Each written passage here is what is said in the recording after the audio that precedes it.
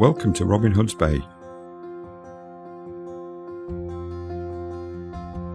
The village of Robin Hood's Bay lies 6 miles south of Whitby and 15 miles north of Scarborough, within the North York Moors National Park.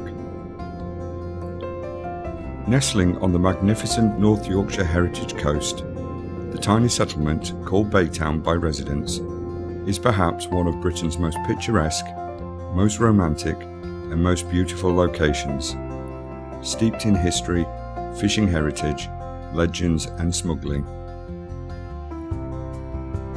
From the clifftop car parks, you can look down over the clusters of sandstone and red-roofed houses to a village which is renowned for its history and character.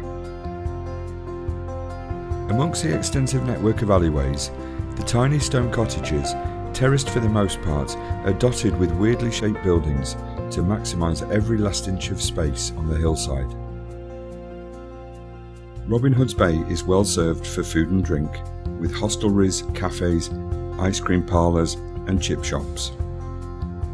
There are also plenty of shops in the village, selling everything from beach and rock pooling supplies, souvenirs and knickknacks, art, plus a great little heritage museum, a must for those interested in the smuggling history, a dinosaur and fossil museum, and of course the old Coast Guard Station Visitors Centre. Robin Hood's Bay is an ideal base for exploring surrounding areas. Only a few miles to the north is the famous and historic fishing port of Whitby.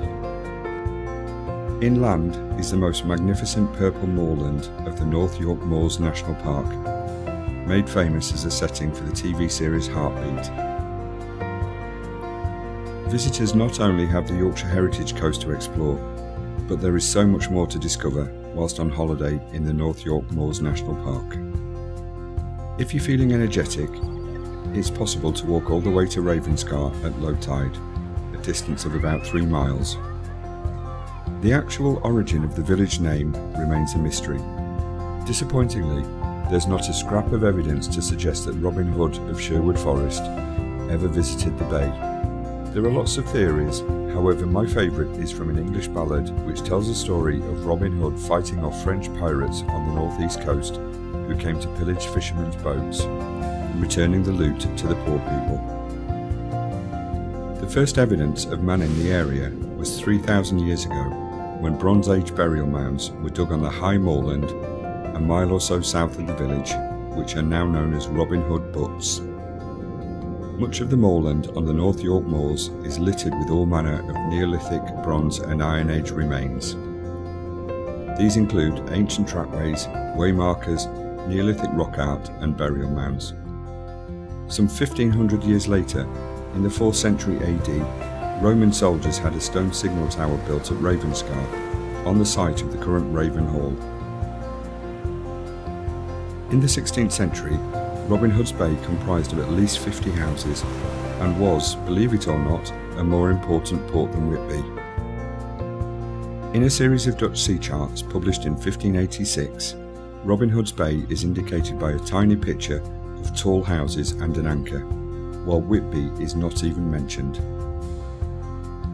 Baytown was Yorkshire's biggest contraband port, where locals waged a war with the excisemen to avoid punitive import taxes. Its natural isolation, protected by marshy moorland on 3 sides, offered a natural aid to this well-organised business. Smuggling at sea was backed up by many on land who were willing to finance and transport contraband. Farmers, clergy and gentry alike were all involved, many of whom took the profits without the risks taken by the seamen and the villagers. Tea, gin, rum, brandy, tobacco and silk were amongst the contraband smuggled into Yorkshire from the Netherlands and France to avoid duty. Such is the squeeze of houses that it was once said that a smuggled bale of silk could pass from the seashore to the top of the hill without ever seeing the light of day, through a network of subterranean passageways linking the houses. In addition, the Navy press gangs were feared and hated. Sailors and fishermen were supposed to be exempt, but in reality rarely were. Once pressed, their chances of returning to their homes was not high. Village women would beat a drum to warn the menfolk that the press gang had arrived, and those same smuggling tunnels and bolt holes were used to evade the press gangs. Fishing reached its peak in the mid-19th century. Fishermen used the cobble for line fishing in winter and a larger boat for herring fishing. Fish was loaded into panniers and men and women walked or rowed over the moorland tracks to Pickering or York. On the 18th of January 1881, there was a violent storm during which a brig called the Visitor ran aground in Robin Hood's Bay. The weather was so bad it was impossible to launch the local lifeboat, so a remarkable decision was made. In order to save the crew, the lifeboat was physically hauled by 18 horses and 200 men 6 miles overland through 7 feet deep snowdrifts from Whitby to Robin Hood's Bay.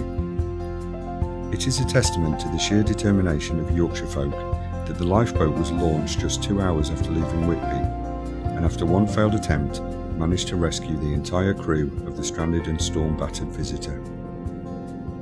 I hope that you've enjoyed this video and that you enjoy your visit to Robin Hood's Bay. Thank you for watching.